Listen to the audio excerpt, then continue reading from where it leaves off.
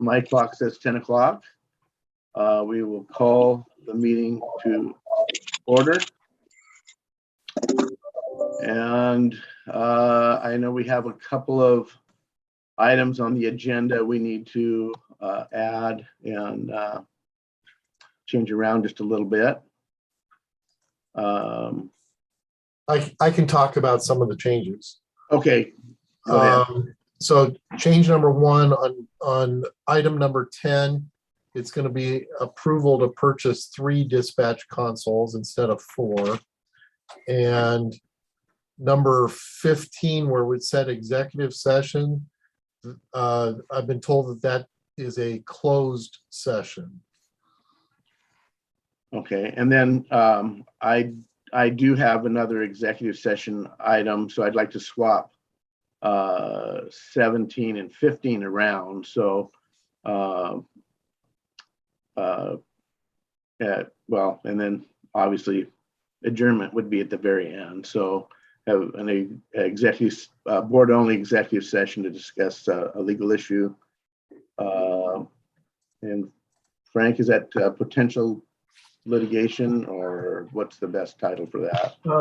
That is discussion. That is discussion with legal counsel about legal risk of current or proposed action. RCW 42.30.110 parens 1 parens I. Okay, and again, that will be a board only and Frank obviously discussion. So do we have any other changes? And we do have an executive session under number 7 too, I believe, too. And Frank, correct me if I'm wrong here. That was a contract issue that we need to discuss. Is that correct, Dave? Contract issue. I think it would also fall into that discussion with legal counsel about legal risk of current or proposed action. So I think that would cover both topics. Okay, there was one I thought Deanna had some information she needed to present about a change in a contract. Oh, ISP, I'm sorry, say that again. the ISP and discussions with the state. Oh, I got you. Okay, I got you.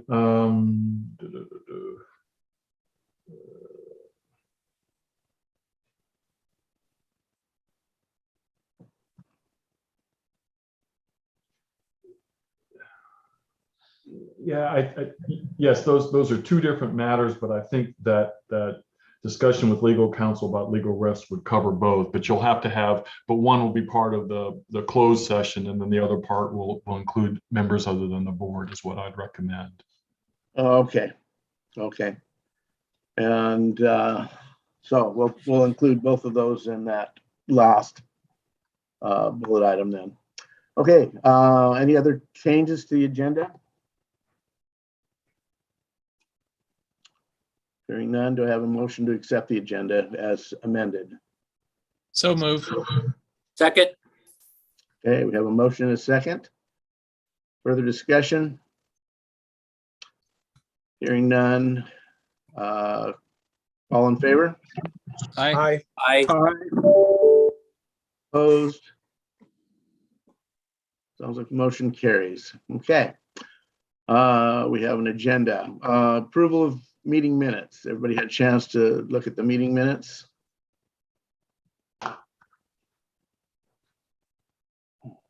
I'd make a motion to approve the minutes as presented. Okay, Second, Hamilton.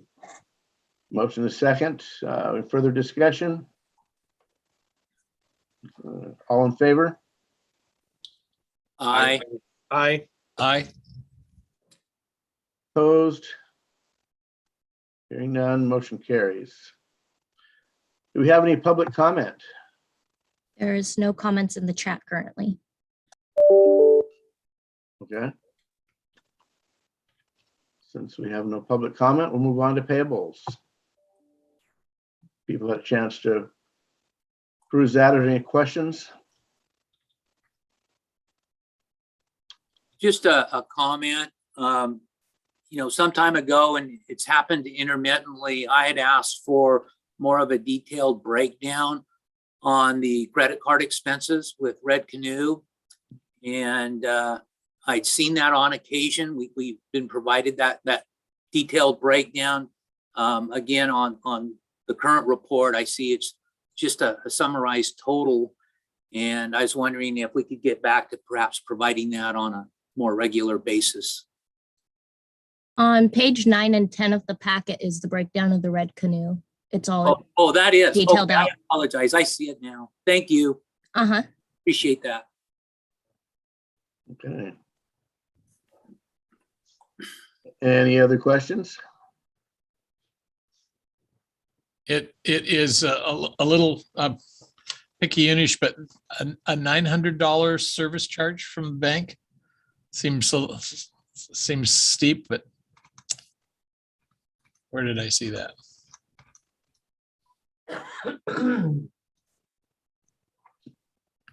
Yeah, US Bank admin fee. Is that normal? I mean, That is for them to do the administration for our bonds. for the bond. Okay. Yeah, so we have All two right. separate bonds and it's $450 per bond. Okay, thank you. I Yeah. couldn't tell from the description. Thank you. Okay. We have a motion to approve the payables.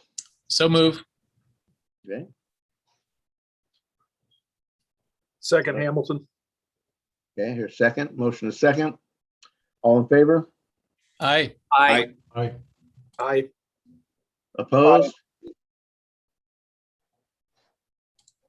Okay, that last I'm assuming was an aye, not an opposed, so motion carries. Moving on. Budget committee update. I just wanted to let you know I've included myself now on the budget committee. We've had one meeting so far, and we're working to develop a clear picture, I guess, on how we're doing with like our 911 sales tax, how that relates to the ending fund balance and things. We hope to have a document prepared for the board for the next meeting. Then hopefully we can answer any questions or anything at that point in time. And then we'll look for approval of it in November. Overall, though, there's not a lot of, there are some changes in there, but not a lot, not a significant changes. We're focusing on the 2022 budget, and then it'll be my recommendation then to hold a some sort of board workshop, retreat, whatever you want to call it, late winter, early spring, to look at long range budget issues and how we address any potential shortfalls that may occur or anything like that. So anyway, we'll keep you apprised of progress in that. Like I said, should be seeing a draft budget come out for next meeting. I don't know, Dave or Rachel, do you have anything to add to that? That's exactly what we're going to be doing, working on this year's budget, and then the group will get together and look at a long-term budget. Yeah. Alan, Yeah, go ahead. the only thing that I had from the meeting that I wanted clarification on from the board on how they'd like to address it is we decided to do monthly transfers into our reserve accounts so that you guys could see how much money is sitting in there and what we have left to pull out. But in the meeting, it was brought up that possibly for our operations account, we transfer money in there, but usually only when we need it for an expenditure. Do you guys want to see that full transfer happening in monthly increments the same way as our reserve accounts or just as expenditures are happening, or how would you guys like me to go about that?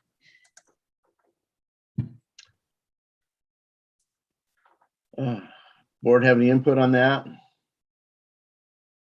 From my perspective, I know I like to see a month by month piece to that, but I'm certainly open to suggestions. How would staff recommend the transfer be made? Are you suggesting that currently the transfers are just being made in an amount to cover the operating expenses? And so in essence, zeros out, if you will? Or are you putting enough in there so that you have the funds available to basically process these disbursements as they're presented? Currently, as I'm operating now, when an expenditure comes up, then I'll transfer the money from sales tax to cover that specific expenditure, so they match. So to be like a 1-to-1. But we have set in our budget a certain amount of money to be transferred each year, and not all that money is transferred because we don't expend everything that we expected to expend. So we'll just have kind of leftover funds to roll into the next year if I transfer all of it, versus if I do it as the expenditures come up. Well, processing them as expenditures come up, isn't that rather labor intensive? It's easier for me because I know exactly what's left to be expended, and I know that it's been expended. But it really is up to you guys what you guys want to see. And if I had to explain it to an auditor, why didn't I transfer this amount of money? It's easy to explain. I didn't transfer it because we didn't expend it, versus I transferred it all, we didn't expend it, now I have to roll it into the next year. Okay. But it's really like, if you guys want to see it that way. I think the big issue was that sales tax, the account looks bigger because we haven't transferred all the money over for expenses that we expect. And so the ending fund balance stayed at an exact amount. And for financial people, they say, well, the ending fund balance shouldn't ever be the same every year to year. And ours just remains the same because I only transfer what I need into that particular fund. Sales tax, of course, the Right. beginning and ending fluctuates, but I mean, certainly leave it up to the board, but if what you're doing is working for you, I think that satisfies the requirement, certainly. Again, that's why I'd ask, what you prefer, because if not, and it's very labor intensive, then I might suggest the monthly transfer. But if it's working for you, I have no qualms with that.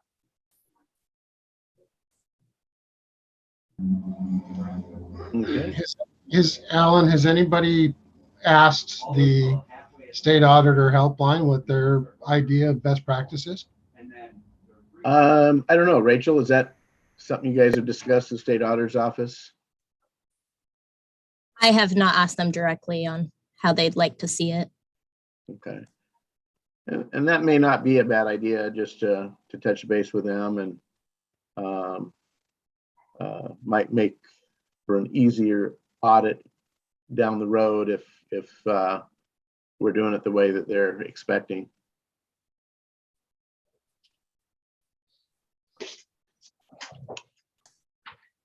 I will do follow up with them, and then is it the board's, you guys would like me to just do it however the auditor would like to see it? I think That's usually how it works, isn't it, Kurt? Yeah. Sometimes, if it's within reason, of course, we all know sometimes they're a little unreasonable, and we need to take that into consideration. I would prefer, if you're going to follow up with the auditor, Rachel, that maybe you could report back to the board and we could then decide. Okay, that sounds good. Yeah, and I would echo what Kurt has to say. That was going to be my recommendation, is find out what they have to say, bring it back, and let's have another conversation about it. Yeah. Okay. Any other questions on the budget committee? Alan, I'm sorry, I'm new. Who all are on the budget committee? The chair and who else? Let's see, Brad Thurman, Scott Neves, Certainly our executive director and Rachel as for finance. We also have Brandy Ballinger sitting there from Calix 2, so as a finance person, and Katrina Harris advising as well from the sheriff's office. And Deanna's also in there. who am I missing? I'm sorry. Yeah, Deanna's also in there. Oh, Deanna, yes, is also in there. Am I missing anybody else? I'm on the committee. I missed that last meeting. Oh, sorry. Yes, right. That's right. So Kurt Saha. So, and so we got Okay, a fairly thanks. comprehensive committee. Appreciate that. Okay. Moving on. Let's see. We moved number 7 down. So number 8, Intergraph Hexagon Maintenance and Software Licensing Agreement Update. Good news. I've got- So I reached out to them, did some follow-up. They, based off of the first contract that they sent us, they cut 31% off of that. And I'm gonna refer to Rachel for the exact numbers of the before and after.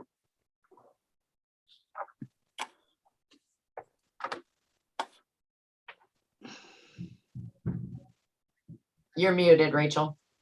Sorry, I lost my screen. I was looking at the, so I apologize. I didn't pull the before numbers, but I have the total after, which came out to $140,946.96. And I can pull, let me look at the meeting minutes because that will tell me, before it was $187,404. Rachel, does that include the other 2 contracts, though? The 187? I think there were 2 other contracts. That 187 included the 2 contracts that the board said, go ahead and try to negotiate these 2 particular ones. We X'd one of them, but Okay, that 187 is just for 2. okay, so I think the other one was like 16 or 14,000 or something, so whatever that total is, we got about 31% off, and the maintenance contract is good until the end of May 22. Okay, and that's long enough to carry us through the transition, you think? I believe so, yes. We hope to be up and going the last week about of March or the 3rd week of March.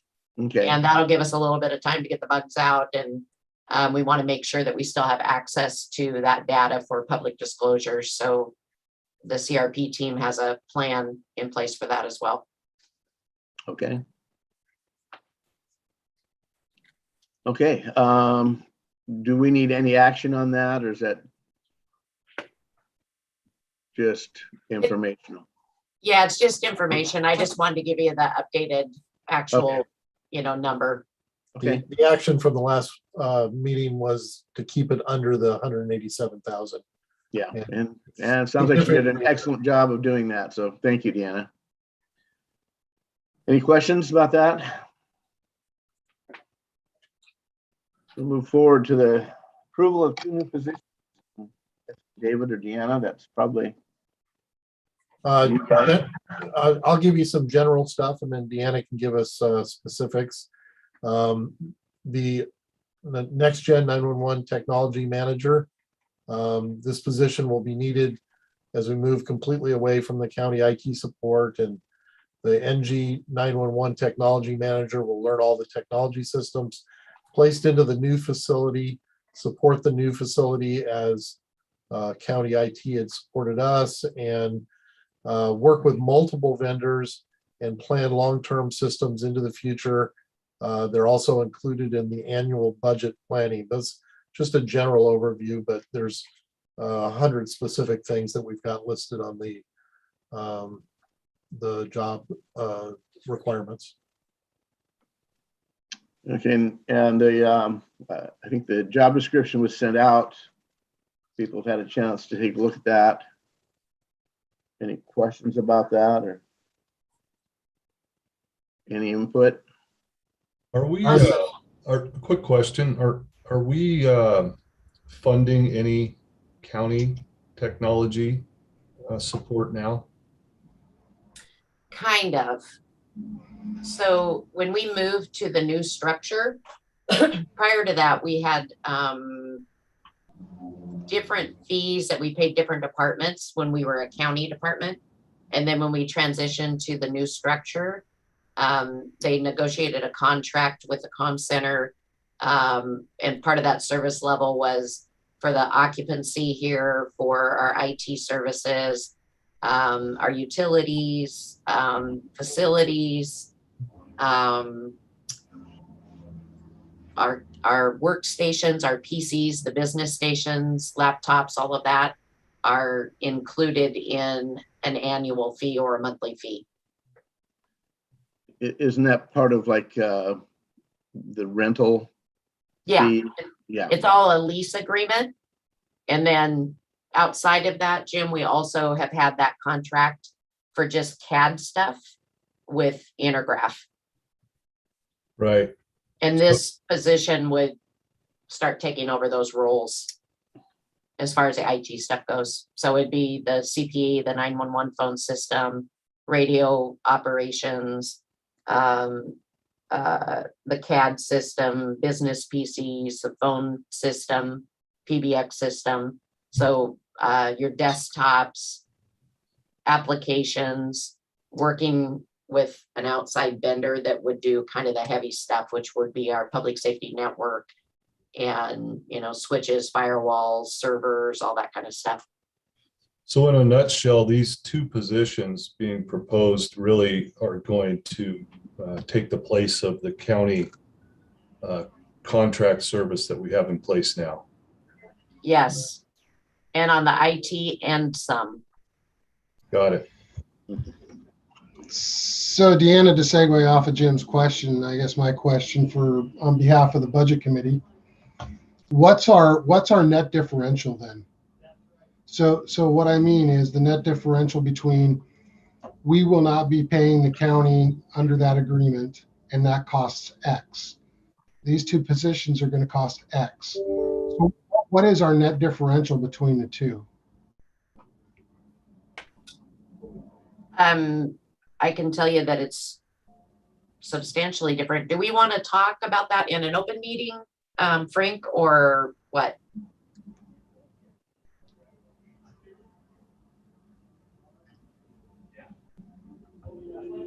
You're muted. Frank's Go ahead. muted. Yeah, sorry. Say that again, Deanna. Vic is asking about what the difference is between these positions, the cost of these positions, the composite rate of that versus the lease agreement that we have with the county.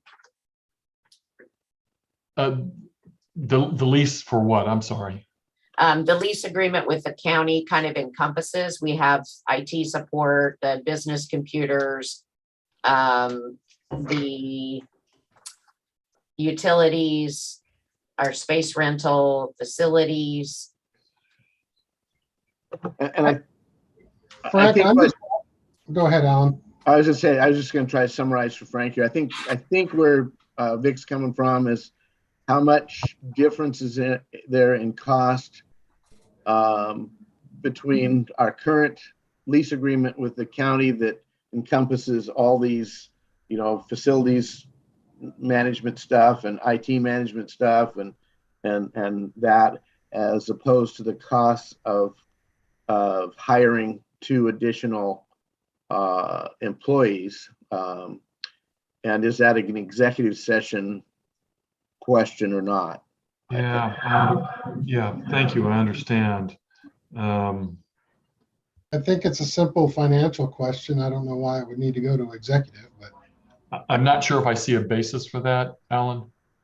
Yeah, I think we're talking generalities here. We're not talking specific negotiations or anything with a specific individual. So I think. So Vic, you're actually asking, are we currently paying for 2 FTEs? Or are we? Well, yeah.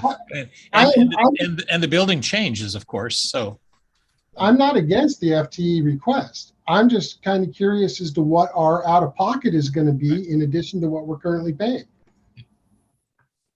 Vic, can you give us just a second? Janelle's trying to get the composite rate for those 2 positions. And then I have estimate with, if we included the Hexagon contract in the past, the Cressa, and the contract with the county, that's about 451,000 a year approximately. And then we did a range for the two positions, so if you give us a minute, we can get you a composite rate on low and high for both of those.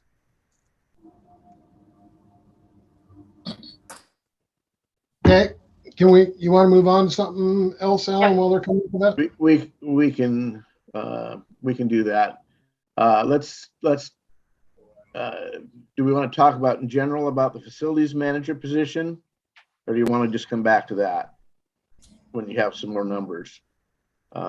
Dave, I guess that's kind of for you, but. Yeah, I can talk in generalities. The position also is going to be needed as we move away from the Hall of Justice facilities support. The facilities manager will learn and maintain all the physical machinery placed in the new building, be available to immediately troubleshoot and triage proper repairs, and will visit and maintain the numerous tower sites and be able to immediately troubleshoot and triage proper repairs at those facilities. Also maintain landscaping, cleanliness, and the safety of the new building. Able to conduct immediate repairs due to weather and wear and tear. And they also would be involved in the annual budget planning. That's just a general summary of the facilities manager. And it's my understanding you guys would like to bring these positions on as soon as practical, so that they're up to speed with the new systems and things as they're coming online in the new building. Is that correct? We'd like them to learn what's going on in the new building and be part of that transition. Yes. Okay. Alan, for the two new positions, the composite rate for a step one together, it's going to be 264. And I couldn't do the top step composite rate for both of them only because after step two, they're absorbing Deanna's position. So we didn't draw out one that went all the way to step 6. But for facilities, we're looking at 154,000. That's including benefits? Yes. Okay. And I So guess if I, You, What's that? you said combined it was 264? yes, combined, it was 264 for the composite that we're gonna propose. I guess that's the salary range. And then we pay how much to the county currently that we're not going to be paying? Or Just for county, like lease is 165. But I And then believe the- they're taking over what Cressa's doing and they're taking over basically what Intergraph does for us. So that total amount is like 450,000. Yeah, so it's a net positive to the budget then. And I guess that's the reasoning for my question, is to knowing how much we might be paying out of pocket or if we're able to save money. And if we're able to save money like that, that's an extremely positive. Well, I don't know that all the math has been done because part of that 450 is the facility itself. And we have to remember that we have a loan to pay back for our facility as well. So, I mean, if the board really wanted a breakdown, I think that takes a little more math. Yeah, in actuality, we're probably, if you just look at the costs of the current IT service and things like that, then we're probably it costs us slightly more, slightly, I guess that's a matter of perspective, isn't it? By having our own two positions. There should be some significant cost savings down the road, though, it sounds like, from the Intergraph piece and those kinds of things. And then as staff structure changes with future retirements, there's some potential for additional savings. So Maybe, and I don't know if we've done any research yet, but I might like to dig deeper, and we don't have to do this today, a little more into the facilities manager position. As I look at the description and some of the tasks assigned, I see some, relatively good fits for a general maintenance individual, but I also see some items on there. And again, maybe it's a lack of understanding that would lead me to believe I'm not sure a person, let's just say who's qualified in electrical, plumbing, HVAC, is really the person you want cleaning your toilets and trimming your bushes. And generally, our experience at the city has been they're different people. And so I guess if the facilities manager is managing those tasks, in essence, hiring third parties to come in and oversee that those services are performed, that's one issue. If it's the same individual, we're expecting to perform all of those, we might want to look into that a little more, because those kinds of people are, I believe, are pretty rare. And this is Brad. I would just echo what Kurt said. And I believe in the description, didn't you talk about doing some of the radio tower maintenance as well? Is that correct? We're talking about the shelters and the grounds. So currently we don't have somebody internally that is visiting those sites on a regular basis. We are kind of counting on Day Wireless to report to us when there's issues at the sites. And I think that we probably should have somebody going out there on a regular basis and checking those, and on site when they're doing generator checks that we contract out with companies, HVAC, maintenance on it, making sure that those things are done. And, we find out about things like dry rot. Well, it'd be nice to find out about that before it was dry rot. And some of those things I think that a facilities person could manage themselves by, simple tasks of maintenance, painting, caulking, replacing a piece of siding. A lot of the sites are remote, so sometimes you have people shooting holes and things, and fences broke, things like that. Well, I guess I would be hesitant to think there's one person that's kind of a jack of all trades that can really do all that efficiently. I think we might be better off, other than day-to-day janitorial, maybe contracting these out, maybe even contracting out the day-to-day janitorial. We'll get specialists in to get the job done that needs to be done. Otherwise, I'd kind of see this position as perhaps a Maytag repairman position, not a whole lot going on a day-to-day basis. Yeah, and I do have some questions on the facility manager piece too.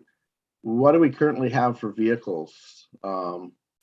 You're talking about going out to remote sites and things. I'm not aware of much in the way of rolling stock that the comm center has. Alan? Yeah. Rachel and I briefly had a discussion about that while we were putting the budget numbers together for that long-term financial plan. And I was thinking we could purchase a older, we don't need a brand new pickup, but a $10,000, $15,000 four-wheel drive pickup, and that would get them anywhere. And they could still load material in the background or the back end of it if they needed. Or yeah, I don't know that a $10,000 or $15,000 four-wheel drive pickup would get them anywhere, but to be honest, I don't know. With the prices of pickups and those kinds of vehicles nowadays, you're probably, to get a decent vehicle, you're probably talking quite a bit more than that. But it sounds like maybe. Go ahead. I was just gonna say, you might want to get a winch and mount that on the back end so you can pull yourself out of trouble. Would it be possible for a couple of you board members to work with us a little bit on maybe some of your ideas and revamping this? I'm not saying I'm an expert, but I know that I manage 5 sites currently myself, so I think I have a fairly good idea what it takes to manage and oversee sites. I'd say so. So Vic, you're volunteering? Yeah, but you only have 5 months. Well, hopefully we'll get this done before that, because we would like to have people in positions as we bring that new building online, and I don't think we're 5 months away from that. I would hope not. Is there anybody else who would like to? I did reach out to the county's facilities director, the new one, Brad, and he kind of went over this and made a couple of suggestions. And if he has any free time, Dennis, it would be nice to see if maybe he might give us a little input as well. You may have noticed in the last week that there have been slight temperature variations in the Hall of Justice. I doubt he's got any time to vote. I mean, we're just overwhelmed by a collapsing HVAC system for that facility. That's fine. Yeah. So, I mean, I'd love to be able to volunteer him, but he's really jammed right now. Understandable. Yeah. I would say I'm not an expert, but I have staff I believe that could help us with this as well, and I'd be happy to provide some input. That would be great. So the thing that we've been discussing right now for the facilities manager suggests that there will be additional contracts for the HVAC system, for a janitorial service, for landscaping, for the tower maintenance, and for your vehicle shop. So it's not just the facilities manager. You've got some systems that you're going to have, we're going to have to be financing. So managing contracts, I mean, that's probably the best way to go. But yeah, it's expensive to have a standalone system, that's for sure. But you also have control of the facility, and the board does. So yeah. So if I'm hearing need some more work on the facilities manager position, and Vic and Kurt are going to provide some assistance there. We move back to the technology manager. What are your feelings on that one? Well, this is Brad, if I can jump in on that. I know a part of it is going to be is perhaps this person be trained up to be an eventual replacement for Deanna, who would be a big loss when she leaves us in a couple of years. So I am certainly in favor of having an in-house IT person getting orientated to the new center and the new systems, and be able to be a long-term employee and oversee the in-house IT. I would agree with that, given our investment in technology for the new center. I would see that as a must. I agree. Okay, do we have a motion to approve one position for now, and then we'll come back to the other one in a future meeting? Well, this is Brad. I will so move that we hire a IT manager, or whatever the position would be called. Okay. Okay, with a motion and a second. Any further discussion? I just have one question, Alan. Since, and I don't oppose the motion again, but I do see the potential blending or crossover of the discipline of the IT, because the IT is not just within the facility itself. The IT expands out to the tower sites as well. Mm-hmm. So I guess my question is as we move forward on call it a facilities person, are we going to be able to have the flexibility to not necessarily change the job description, but have it to where that IT person is also doing following, call it the technology out to the sites? Vic, if I didn't put that in there, that was my intent.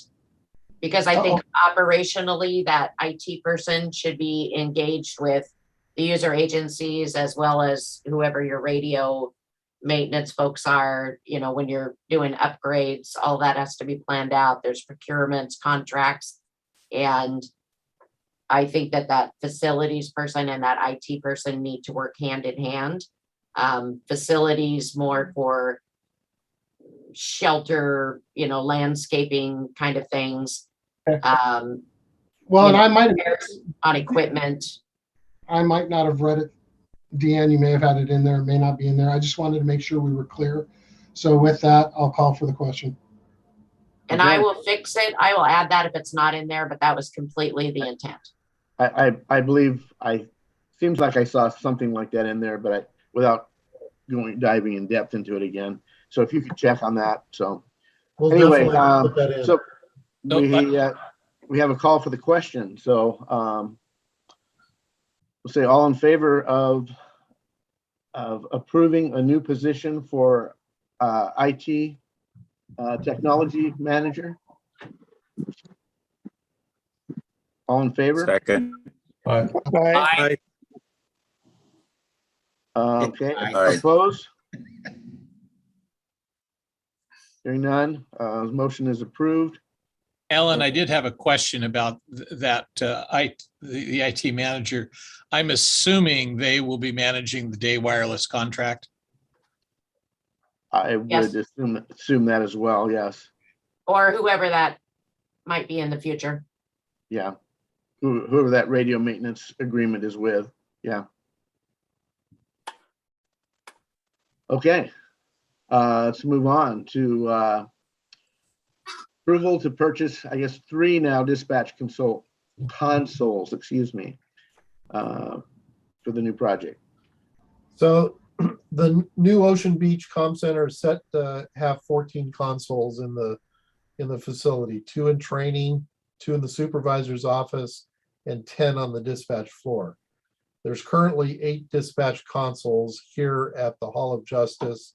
6 of them are fully functioning and 2 are set up for the supervisory personnel.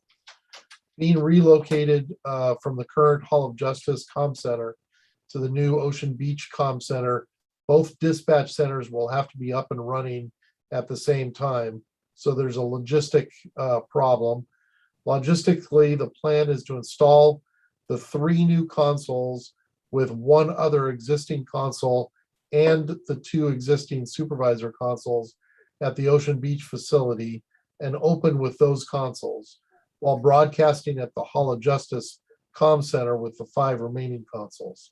They will then be moved within about a week later to fill up the new center with 7 consoles on the floor, 2 in the supervisor's office, and 2 in the training office. So that's what the plan is. And we're going to need right now 3 dispatch consoles to make that happen, with the possibility of buying 3 more consoles years down the road to fulfill the 14 consoles that were set up to put in that other center. Okay. Questions And on that? what is the cost? These consoles, Rachel, you pulled up the cost of the last time. It was like 6 consoles for 210,000. They're about 26,000 a piece, a little over. So Deanna's saying they're about 26,000 per console purchased new. Okay. How does the amount of consoles requested or ultimately desired equate to the staffing model that we're desiring? So how many years you want 10 consoles on the floor? How many years is it going to be realistically before we actually have 10 dispatchers sitting at 10 consoles? Well, we have currently had times where we've had 6 consoles filled out here. So we've got those 7 people that are in training that will hopefully give us more staffing. So the 7 consoles we're hoping will actually be used in this next year. The consoles that are in for the future is for staffing models that are as we start getting more calls and handling more area, or we're talking about the center is expandable to 10 consoles on the floor. So in my view, I don't see that happening within the next 5 or 6 years. So those 3 consoles that I'm talking about that we're not asking for probably would not be needed until at least 6 years down the road. And correct me if I'm wrong, but isn't there a console or 2 used for training purposes as well? Right now, no. The consoles that we're going to move over to the new center, we do have set up to be in the training room so that new personnel can work on situation simulations that are not live. So the new center is going to have 2 consoles to put in the training unit, so to speak, and we'll be able to test the dispatchers before putting them out on the floor, taking live calls. Did that answer your question, Vic? Yes, thank you. The other thing you can do with those training consoles is they're right off of that EOC area. And you could fire them up live if you needed to, if you had an activation in the EOC. This is Brad. I had a question about the necessity of having supervisors having their own stations. Is this where they would work from 40 hours a week? Yes, they have consoles. Right now, when I said that there were 6 fully functioning consoles and 2 supervisor consoles, right now they're not set up so that they can plug in and start dispatching calls, but they can be modified to do that. So right now the supervisor consoles, we're just going to move them from the Hall of Justice, those 2 ones, and then put them in the supervisor's room. They do have the capability of pulling up calls and things like that, but not actually dispatching at this moment.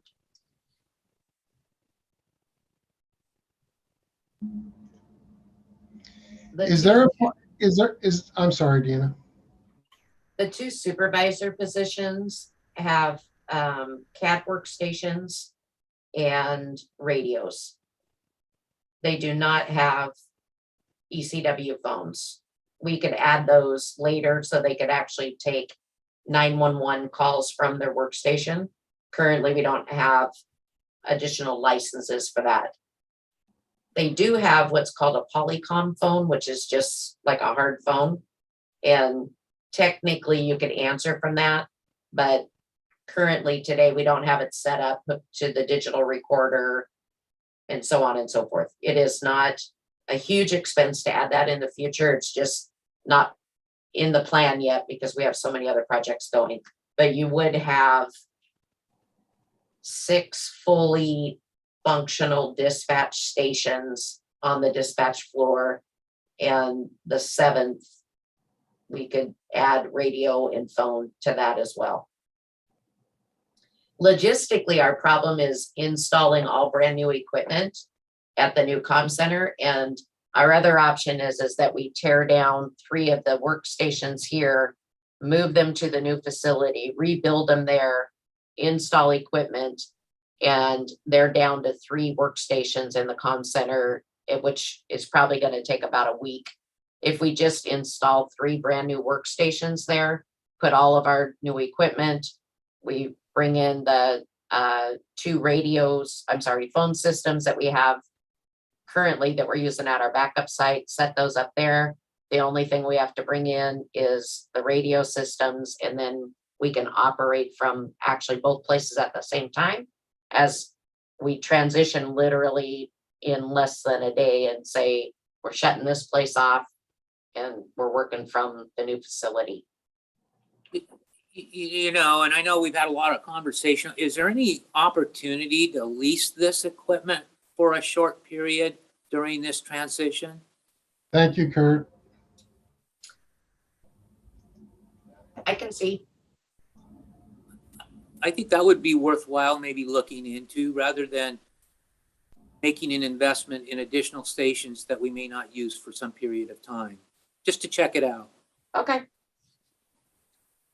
This is Brad, and just another option, the backup dispatch site at IT that's moving over to the Hall of Justice, could those be factored in and used on a short-term basis for the transition? I'm sorry, Brad, I didn't understand that. Are you saying, can we use it as a short term? Yes, the current backup site, whether it's at IT or moved over to the our records division, are those functional, able to fill in the gap for a bit? I think it would probably be more of a duplication because we could just operate down here rather than shut this off, move up there. I mean, it would, I don't know. I think he's asking if, can we use those backup consoles in the transition? Since they're going to be moved anyway, is that a way to fill the gap, so to speak? So when we flip the switch, it's seamless. And when you say that, do you mean like moving those backup consoles from the backup site to the new facility temporarily? Or do you mean operating out of that backup site? Well, I won't put words in Brad's mouth, but I thought he was talking about either operating from the back, well, either or, I guess, maybe either or those. Yeah, either or. Anyway, they could be functional to, like I said, fill the gap.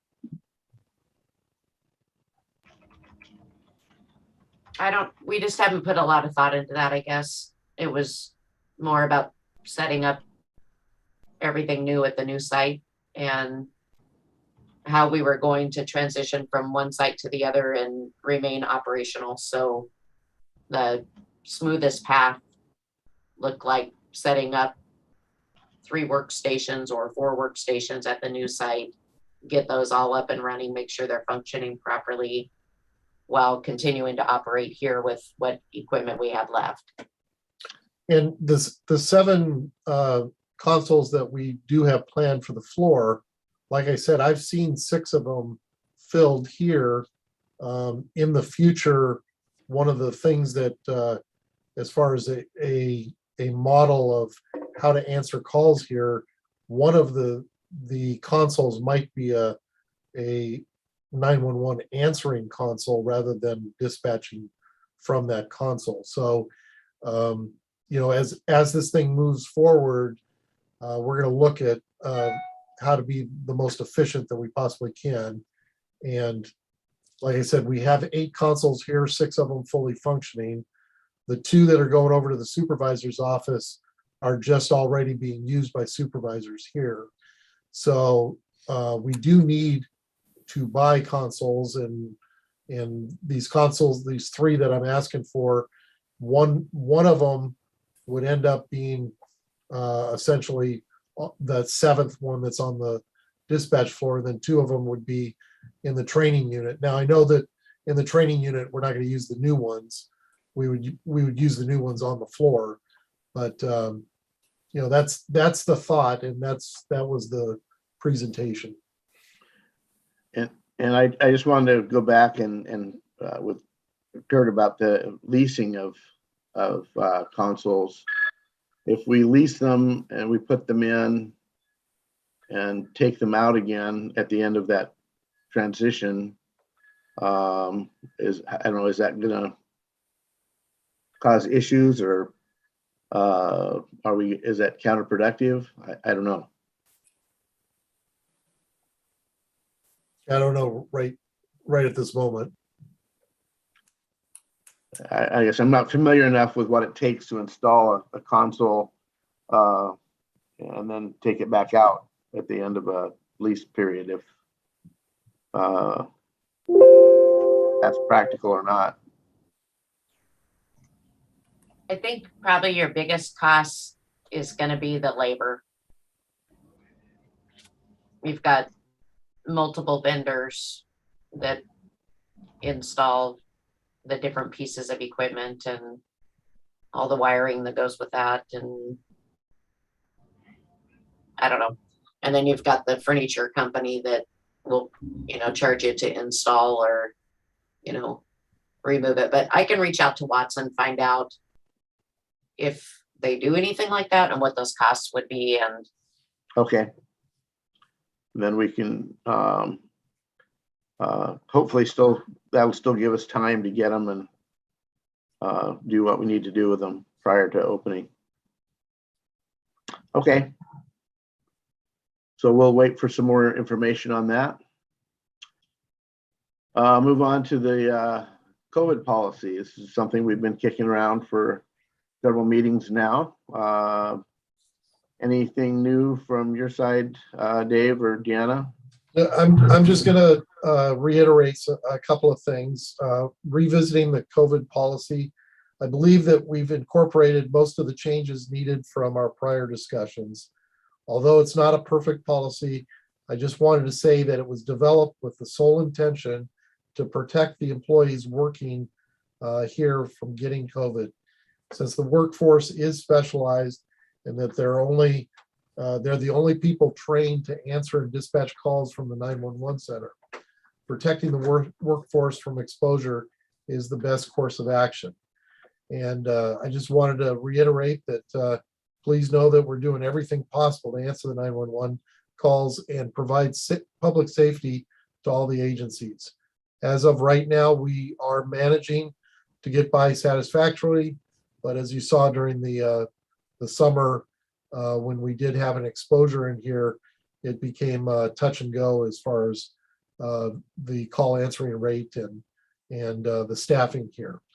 I'm aware that the policies regarding the COVID virus are difficult to come to a unanimous consensus, but I believe that this policy will help protect the workforce at the 911 center, and that's why I recommend the approval of the policy. Okay. And Vic might need it sooner than later, huh?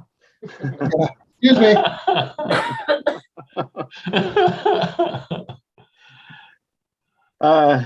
Board, what's your feelings? Were you ready to move on it?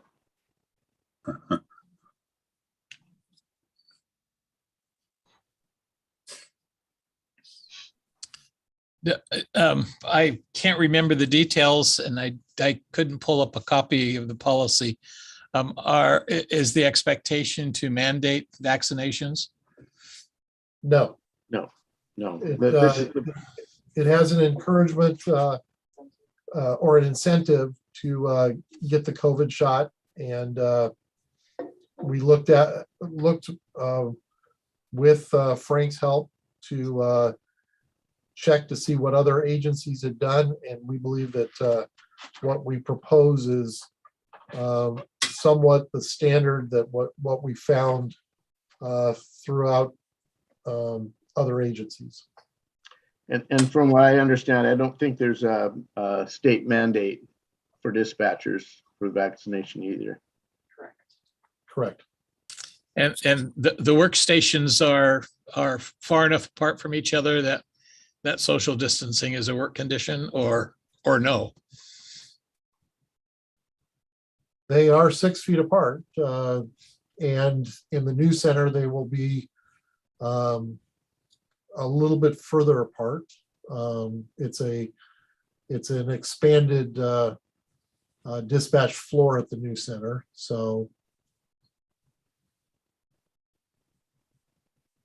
So it should improve the situation even more at the new center. Well, and I apologize for asking those questions. My board did adopt a policy of opposing funding any agency that requires vaccinations. So I needed to get that cleared up. So I'll just put in my 2 cents worth, if I may. I've been opposed to this really moving forward. I felt there were other options available, and to the extent possible, I would have liked to have seen everyone doing everything possible to prevent, getting COVID. And I believe probably the best way to do that is through a vaccination. Now, I do know also, because, we will see it here at the city, being an employer of more than 300, where vaccines may be required for everyone. And then, of course, if not, we have religious and medical exemptions that we need to consider, certainly. And then beyond that, provide accommodation.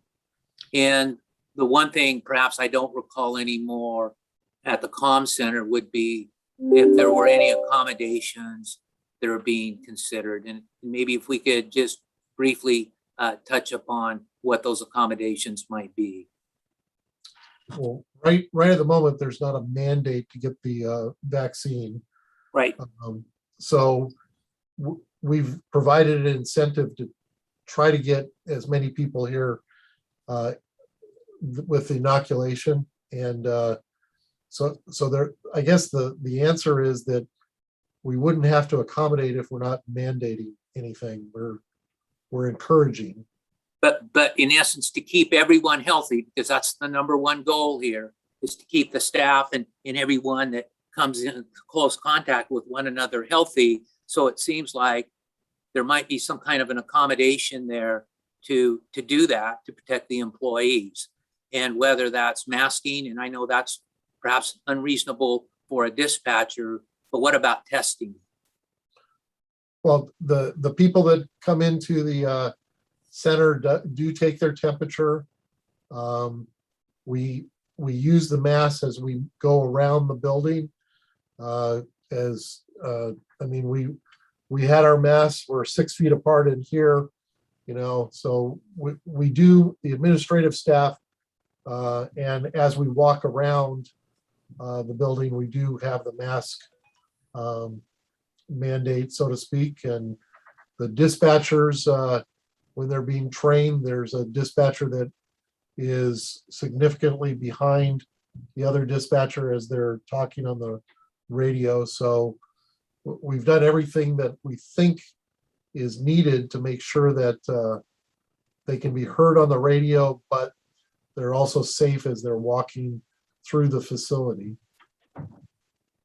And I think there's also been efforts at additional cleaning and sanitizing as well. And I don't know if you have other suggestions for that.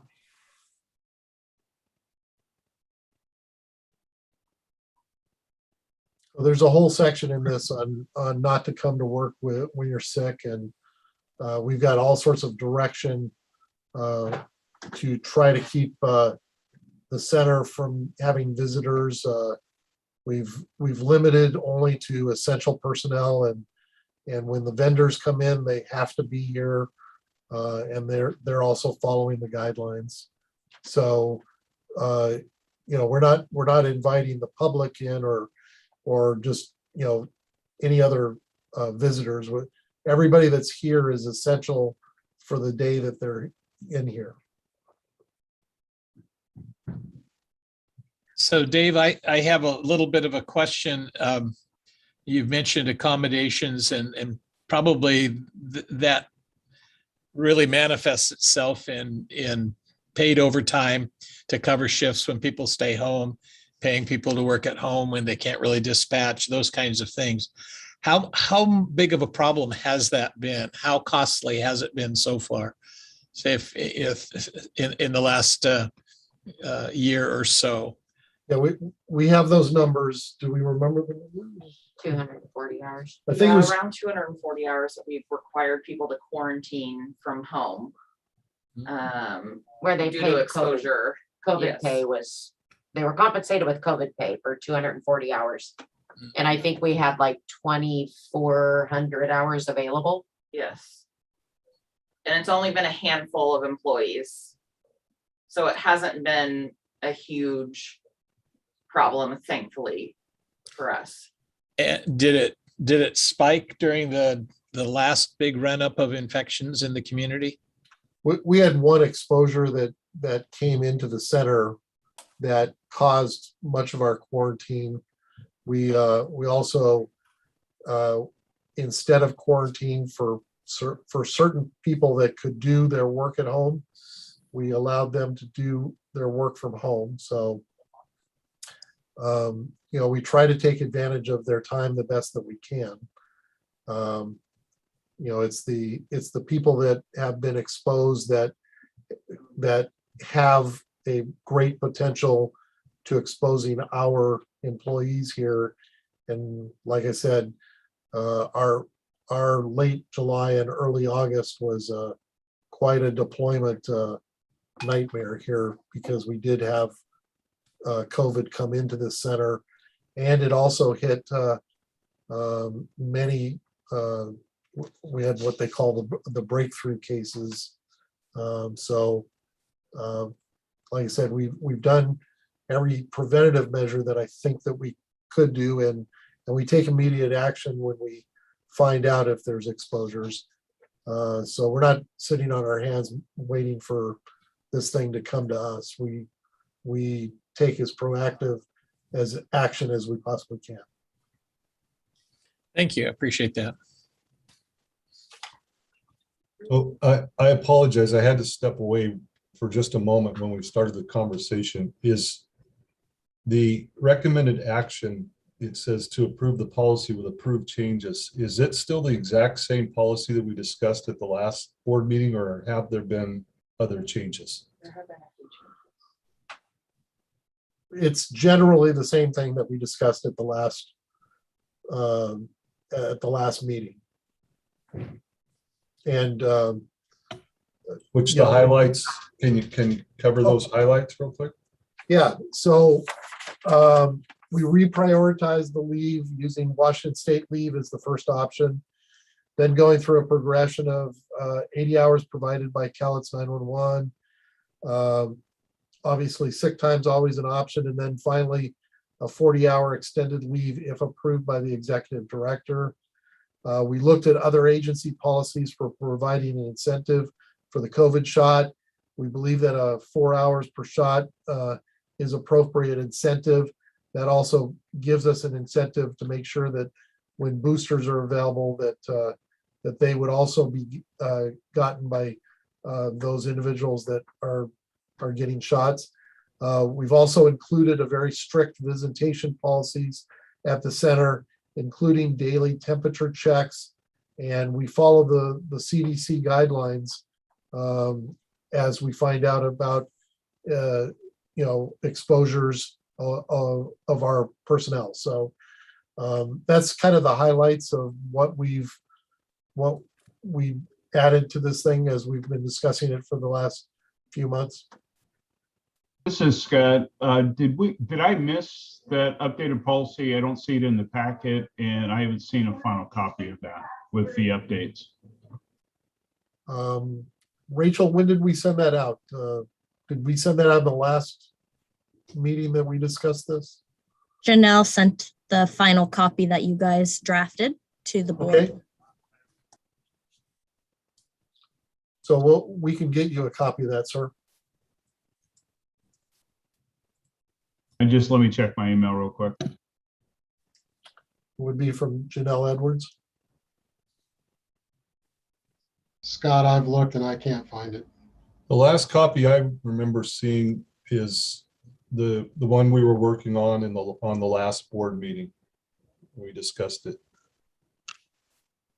Right. I don't see one with the proposed updates. The last copy I see here was sent out on the 14th of last month.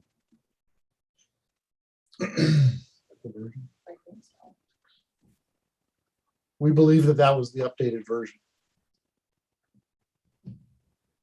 We haven't made significant changes to this since we've discussed the last time. I didn't believe in hearing all the comments that we were going to get a complete consensus. So this is what I believe is the best way to handle it. And that's why I presented it this way. Even though it would not be a unanimous decision. I believe that it's the best way to protect the comm center and its employees. I just sent the board the copy that was in my email. Frank, if I One dated remember right, September 19th or September 10th.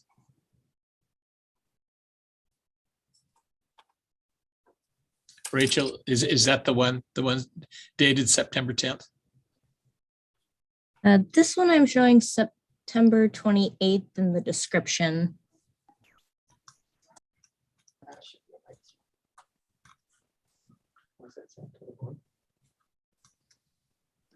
Showed up on mine. Frank, if I remember right, you were going to check on some of the things we were discussing about, potential discrimination or ADA issues. Yes, we did explore those. And if you want to go into an executive session for about 5 minutes for potential litigation, I can explain those briefly. We had a standalone meeting with Frank and Janelle working on those issues. So we did do as the board directed. And as the policy stands, it is in all legal compliance with any federal laws. Okay.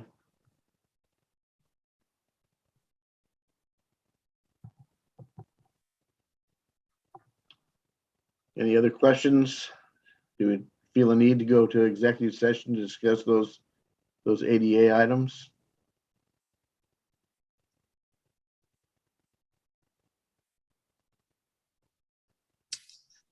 No, not hearing anything. One quick one, Alan, this is Troy. Okay. The paid administrative leave, is that, I might have missed something, is that intended to take effect after they've used their personnel leave, sick time or otherwise? I believe that's the way the order of progression is in the policy, so that is a kind of a last ditch or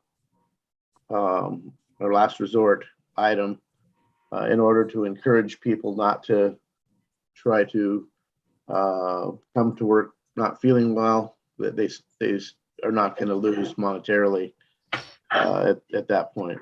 Earlier this year, we reprioritized that. We put the Washington State leave as the first option. That was at the suggestion of one or two of the board members. So that was changed from the earlier policy earlier this year. But I believe what Troy's asking, and I don't want to put words in Troy's mouth, is their own personal sick leave. And I have the hunch that that comes last after all these other types of leaves that we've discussed. Is that true? Right now in the 928 policy, the order is an employee should first apply for Washington State leave. Then we provide up to 80 hours. Then they use their sick time. So yes, sick time, the 80 hours would become before their own sick time. Again, we believe that this is the best way to prevent people from coming into work sick. We think it's overall it's not to benefit necessarily employees, it's to help encourage them to not come to work when they're sick. So we believe by offering the 80 paid hours, which in the past we had offered that, this board did have an approved policy where we were paying for COVID absences, and we showed that we only used 10% of that. So this is not being abused by our employees. And we still believe that by offering the paid leave for COVID related absences before using their own sick time will strongly encourage employees that have exposure or are sick to not come in. And we believe that that is best to protect the overall center and not just the individual employees. And let me just piggyback on one thing. After you use the sick leave, those that did not have sick leave, we put in a provision of asking the executive director for 40 additional hours if they were out of the sick leave. So I guess depending on how you look at it, sick leave is the last scenario, but if they're out of sick leave, we did add a provision of 40 hours more if you ask the executive director for that. And if I can say, I mean, what happens is in addition to some of the issues, there are legal risks with what you did. And when we visited this before, I really hadn't had a chance to kind of discuss that. And I worked with Deanna and the staff, and I feel that this is whatever you do, there are risks, but I think this has been a well-managed policy. So it looks at both the effectiveness and possible legal repercussions. So my follow-up to that is, as a taxpayer, how do you manage these requests for leave? If you say you end up with someone in the future that every weekend they go to a concert or something like that, and every weekend they get a new exposure, do you have a mechanism to track that, whether this should continue to be approved, or is it even a question of whether it be approved? Is it automatic? Well, I don't think that anything's automatic. I mean, it comes to me to make, final decisions on some of these things. COVID can be caught, in the grocery store as much as it can be caught at a concert or that sort of thing. So, we encourage all the preventative measures that we possibly can. When people are exposed here, we make sure that they have work that they can do at home, and we quarantine them through that, but we still get a bang for our buck as far as them being at home working. As far as abuse, I think that we have managed this as well as you possibly can, as far as trying to keep the abuse away from what's going on out there. I don't think anybody's abused it here. And I've looked at every single one of the people that we've quarantined, and we've made sure that we've gone with CDC guidelines to keep the center safe. And I guess that's where I keep coming back to, is that if the center's not safe and everybody gets COVID,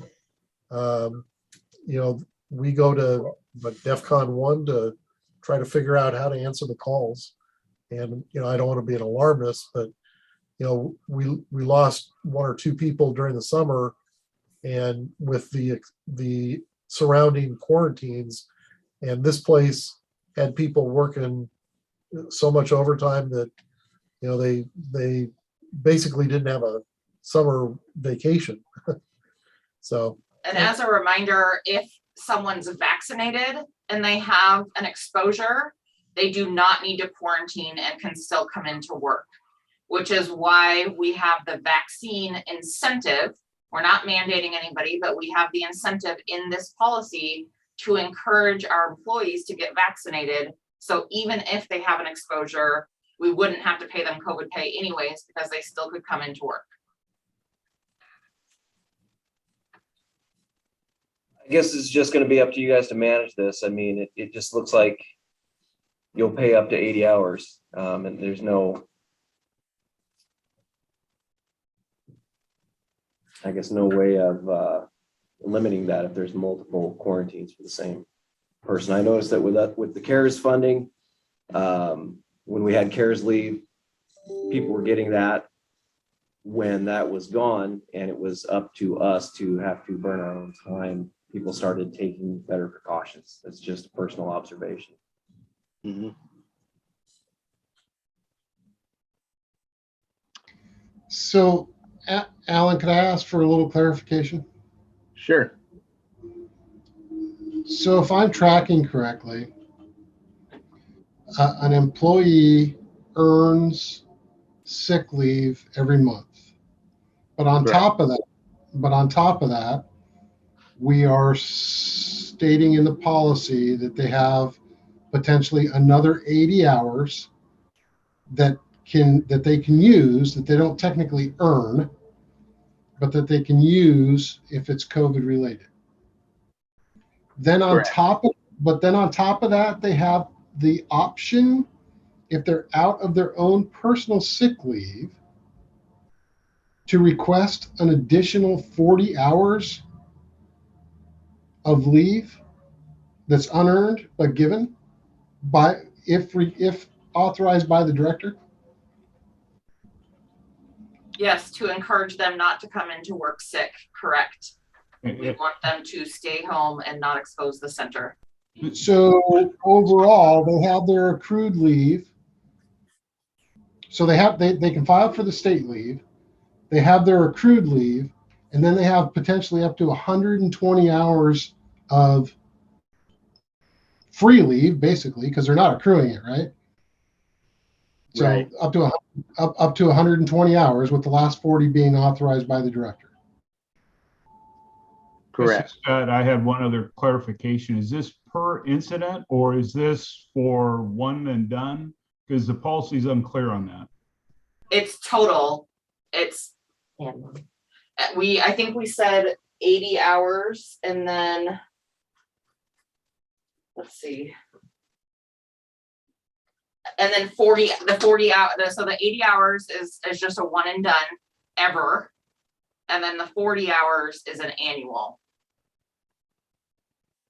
But again, this paid leave is after they've applied for Washington State, which provides up to 12 weeks. So it's very, if they're actually sick with COVID, they most likely would get the Washington State paid leave and we would never have to pay out.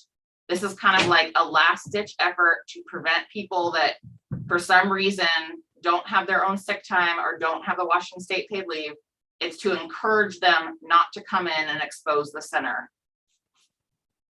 But isn't it also true the Washington State sick leave does not kick in for an exposure, only for actual COVID case? Correct. And that's why we have the original 80 hours and that's a one and done. And just having, if you have one full quarantine, if you think about it, a lot of quarantines are 10 to 14 days. That takes up your one 80-hour chunk.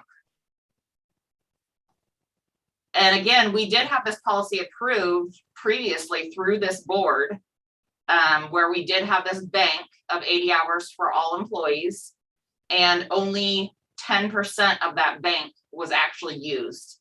So our people do not abuse banks just because they exist. We have a very committed workforce here, and they showed that only like 2 or 3 employees used this, and only 10% of the total bank that we have approved for COVID paid leave was used.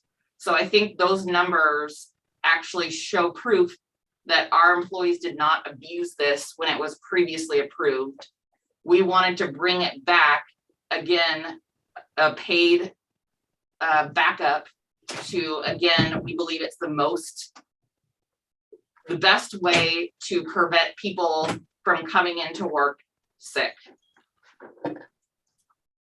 Well, Brianna, I don't think anybody's disputing that fact. I guess, at least in my mind, my question to Frank is, 120 hours of unaccrued, free given time, can that be construed and considered gifting of public funds, number one? And number two, we're 24, we're 20 months into this. At what point do we stop? I think when it stops is when the pandemic is declared over and we're no longer in a state of emergency. And maybe that needs to be spelled out in this as well. But I think this is a unique situation. And who knows how long it will continue, how many other waves or variants or whatever pop out.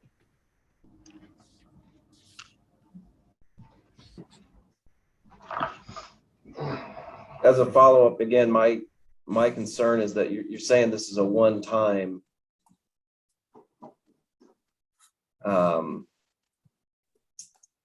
instance, but it just doesn't read that way to me. Maybe I'm reading it wrong, but it seems open-ended to me that potentially for any new exposure, an employee could get another 80-hour chunk.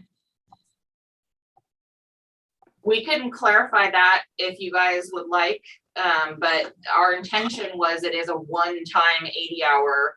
However, the up to 40 hours as the last ditch after all these other methods, including their own sick time, that would have to be completely drained before the additional 40 hours. That is a yearly, and that's because, again, we don't know how long this is going to last, and we do want kind of protections ongoing. But the 80 hours was intended to be a one-time only, not per exposure. And we could clarify that in the policy if the board would like.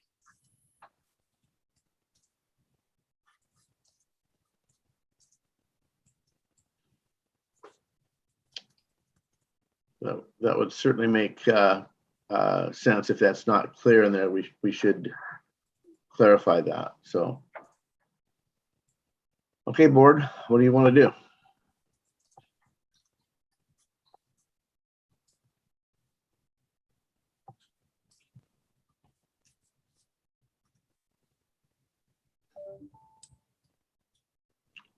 I'm sorry to keep dragging this on, but just to clarify, in the policy just came through. We got good firewalls here at Longview.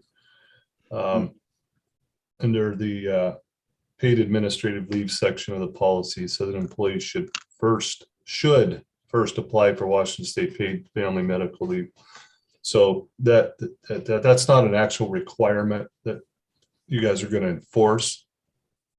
So should be a shall, perhaps.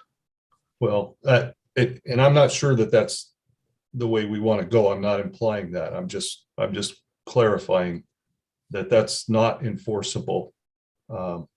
Right. Because, this could be one of those,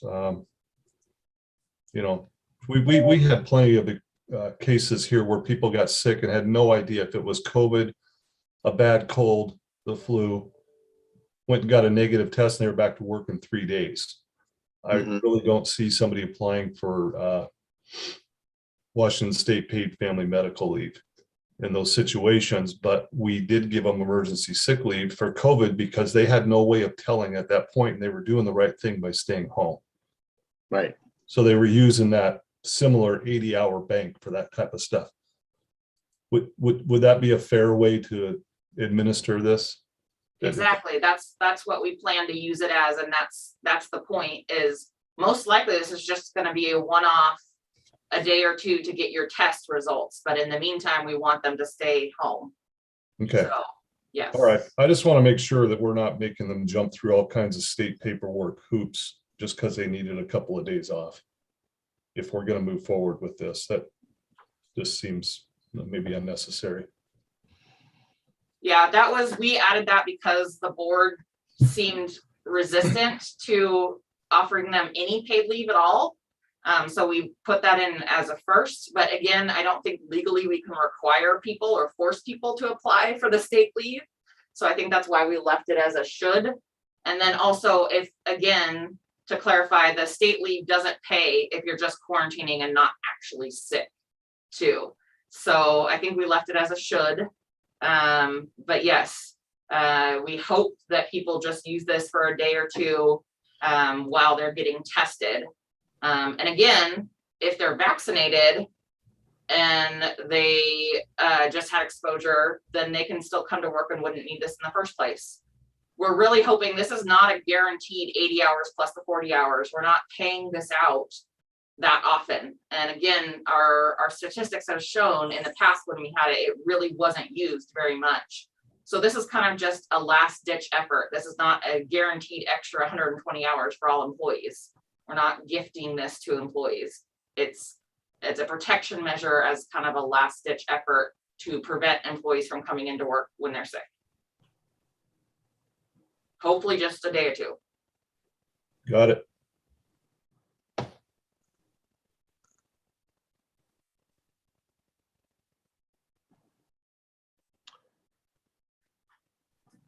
Okay, do we have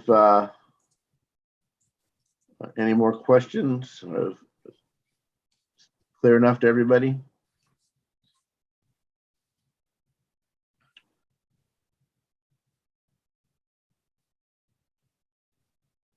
Not hearing anything, but I would entertain a motion.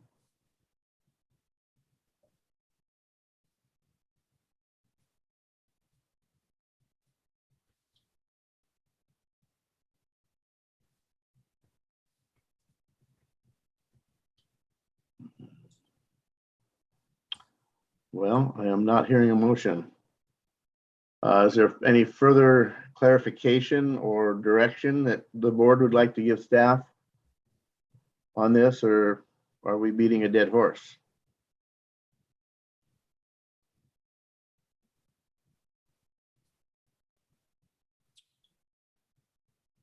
Sounds like the motion may die for a lack of or the action may die for a lack of a motion to me. Yeah. Unfortunately. Yeah. Okay, well, last chance here, guys. Anybody, step up on that? Okay, I guess that policy dies. Move on to,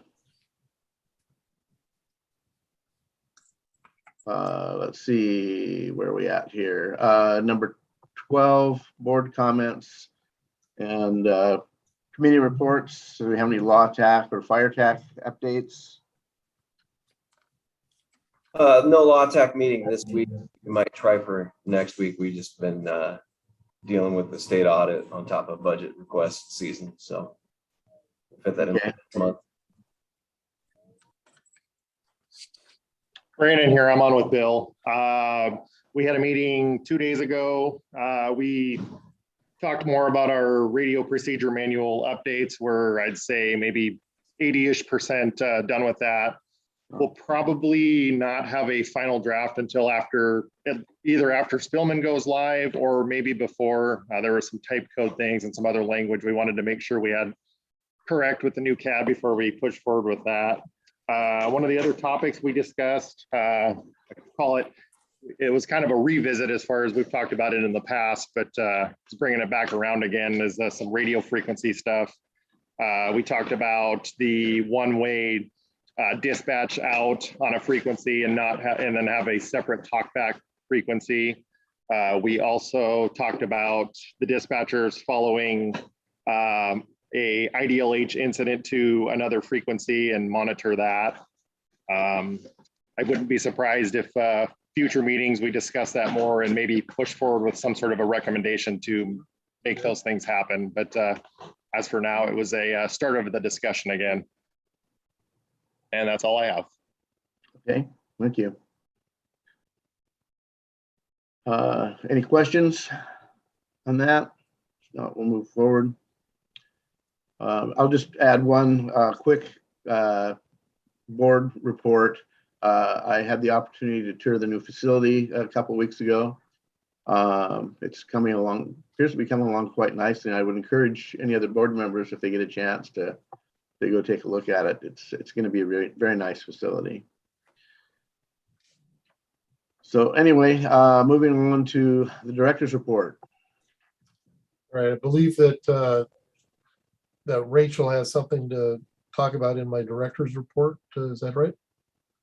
I do. There was an error in a resolution passed way back in 2018 when we approved the non-union wage rates. In the IT vendor manager, there was a Scribner error, and so the step increases did not increase at 5%. And so I need to go back and adjust those steps to accurately reflect what was intended. And at the top of the non-union job salary information, it does say increase steps by 5%. So it was just a Scribner error. So I just want to let you guys know that I was going to make that adjustment to one of the job classifications. So it's just one job classification, one person, or are we talking multiple people? One person. One person. Okay. Any other questions for Rachel on that? So does that resolution have to come back for amendment, Frank?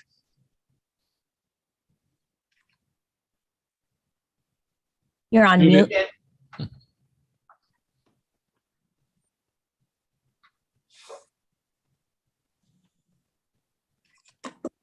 Frank, is Mike figured out? Are you with us, Frank? There we go. Okay. There you go. Okay. Yes, if it's, I mean, what it needs to be is just, it's a typographical error, so it needs to be voted on again with the correction made. Okay. So Rachel, can you make that available to us, I guess probably for the next meeting? It's gone on for quite some time, so I guess one more meeting probably won't matter with that. Yes, I can. Okay, All right, then I'll continue with the director's report. So the staff update, our staffing remains constant, but we've now added all the trainees to the floor. We now have 16 dispatchers and 7 trainees on the floor. 2 supervisors are also splitting time on days and nights. A note that since we promoted one of the supervisors, that Bob Schaefer has been upgraded to the lead position effective the 26th of October. Going to the climate and culture, 2 notable things occurred since the last public authority meeting. First, as discussed on the July 14th, 2021 public authority meeting, I did present the American Rescue Plan Act presentation at the county commissioners meeting on Wednesday, September 29th, 2021. One provision was acted upon as they accepted cleaning reimbursement for our center for over $2,700. Second, we did receive 2 grievances this period. These are the first ones that we've received this year. They're both interpretations over the use of sick time and over the personnel at the comm center not making the proper notifications for a sick call out. It was all one incident and we got 2 grievances out of that. Going to the facility update. When I was touring the facility with Alan, we had mentioned that there's a force account that I have the ability to make some changes without coming to the board specifically and bring all the changes to the board at the end. Alan had suggested that I give you an update on where that force account is right at the moment. So I'm going to go over a bunch of different things that we've used the force account for. The first one is an excavation of poor soils that's needed for sinking soil that we didn't know about. The second one was the same thing over a different area of the driveway. So there was poor soil in 2 different places. The third one was that you do know about, we did discuss, was the sanitary revision, which is needed to connect the sewer. The fourth one was alternate communication routing, which we used a redundant cable routing. Instead of just going over to Ocean Beach, we've routed the cable to the rear of the building so that we have 2 different ways that cabling or information can get into the center. That's to prevent the center from going down if one cabling goes down. The next one is control joints that's added to the screen wall. That's the back property. The wall needed to have the ability to expand and contract. So that was, those were added. Some of the changes that we've put in is that one of the quiet rooms has been put into use as a lactation room. We did also include a dog kennel and hydrant, and that's needed for the dispatcher wellness that I had talked about when I got the job here.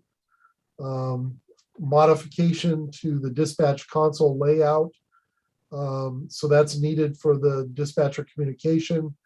And it's much of the modification of the dispatcher layout and where all the monitors will go has been the hot topic in the last couple of months, trying to get the monitors in the exact locations and the consoles in the right locations, connected with the cabling that we've got coming in there.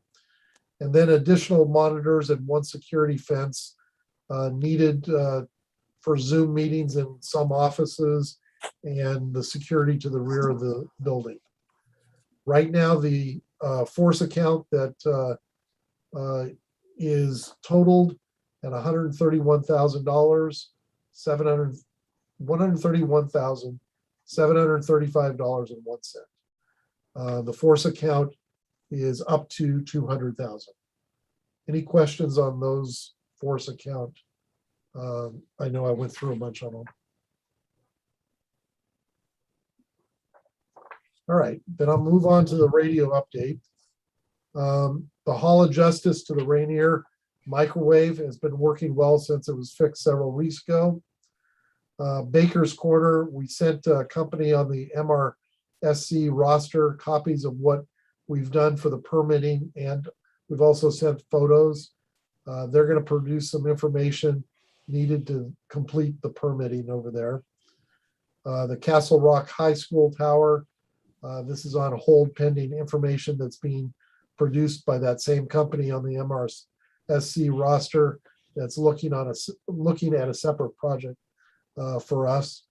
The Columbia Heights shelter, when the company went up to fix the dry rot of the shelter at this site, the damage was significantly more extensive.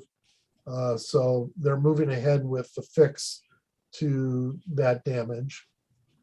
The Kalama radio connection, the Ops 2 digital patch has been working without incident for several weeks. The activation for the fire main will be completed once Day Wireless sets up a testing team at the Rainier Hill in order to coordinate that test. Columbia County Tower.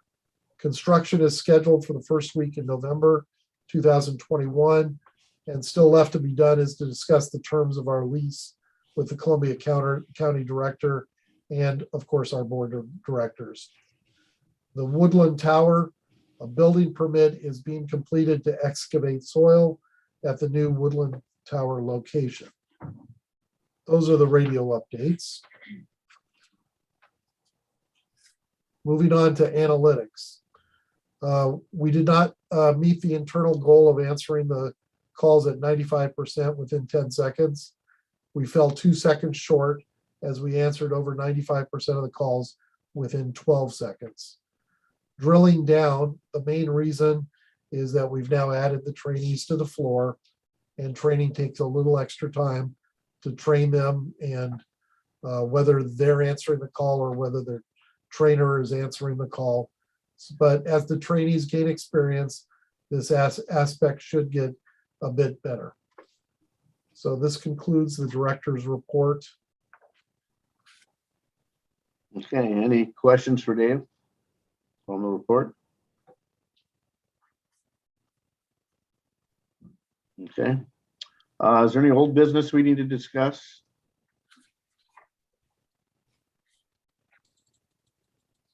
Isn't hearing any. It's okay. We'll move to the closed meeting then regarding labor negotiations. So Rachel, I guess if you'll take care of making sure we have the appropriate people in the meeting and so forth.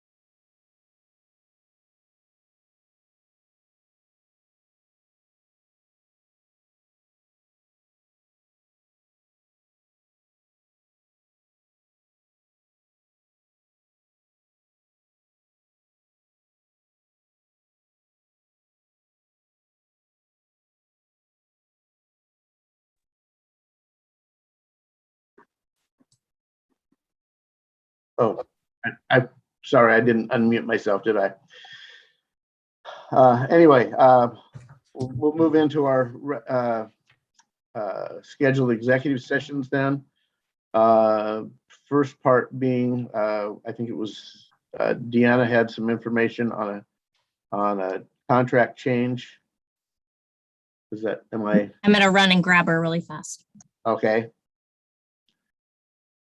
And then the second part will be board only with our attorney, Frank. Right, and the reason for this is discussion with legal counsel about legal risk of current or proposed action, RCW 4230.110, parens 1, parens I. And how long will we be initially in executive session? I'm not sure of the part that Deanna has. I'm gonna say 20 minutes. What do you think for the second half? So maybe perhaps a half hour. I realize we're running long. It's running at lunchtime, but try to keep it to a half hour total. So I mean, so we're going to be in executive session for 20 minutes or 30 minutes initially? Well, I don't know what Deanna's piece is exactly, so Okay. how long she needs. So I'm guessing maybe 10 minutes there, perhaps 20 minutes on the other. So a total of 30 minutes. Is that fine with you, Deanna? 10 minutes? Ours is 5 or 10 minutes, yes. Okay. Okay. Okay, are we in the appropriate executive session format now?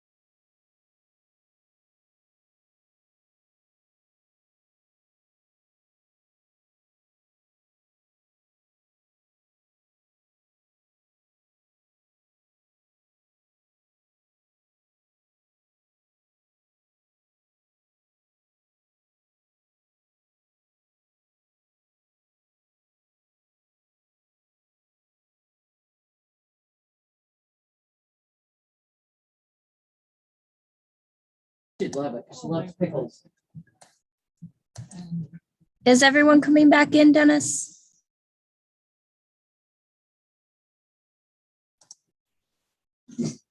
You're muted. I can't hear you, but I'm assuming you said Yes, yes. they're trying to figure out how to come back.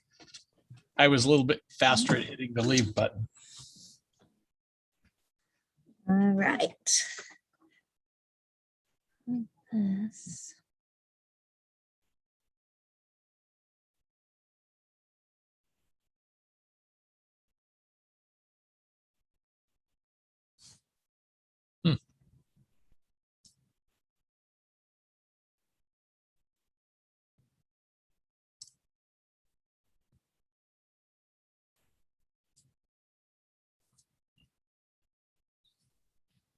Now this really worries me. If I figured it out and they haven't, I must be doing something wrong. Oh, Scott said they need a few more minutes. Oh.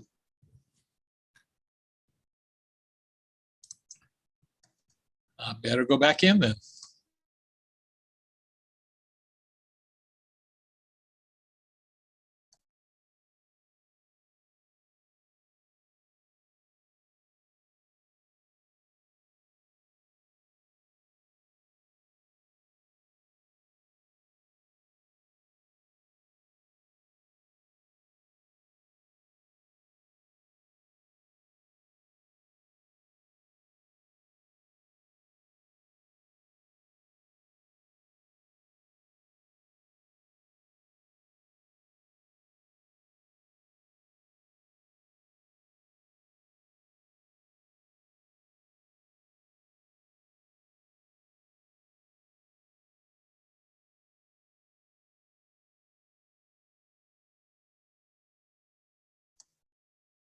Dave, can you talk for a second?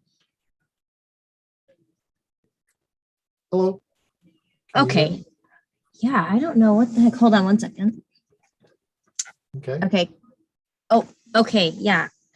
I got my headphones reconnected, but they weren't connected. So I had my headphones on and he was talking and I couldn't hear anything.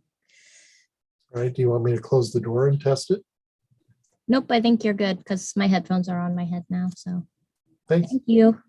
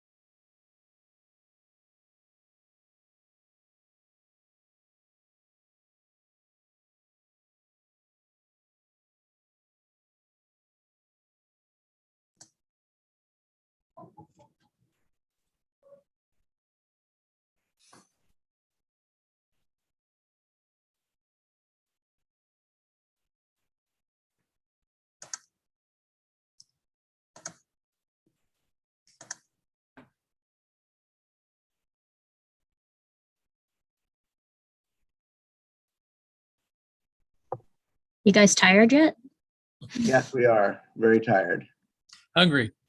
So we are now out of executive session. No decisions were made. And unless there's any further business, we will adjourn. Any further business? Okay. Alan, Yes. one quick thing for the board. Just so it's very clear that I will be stepping down as the small fire rep in December. Bill Lamons will be stepping up from the alternate to this position. And then the county fire chiefs will be working on a replacement for the alternate. Okay. And that'll all happen in November since they don't meet in December. Okay, sounds good. And Dave, are you available later this afternoon? I am. Okay. I've got another meeting I got to go to, but after that, I'll give you a call and set up an appointment. Okay. I think we're adjourned.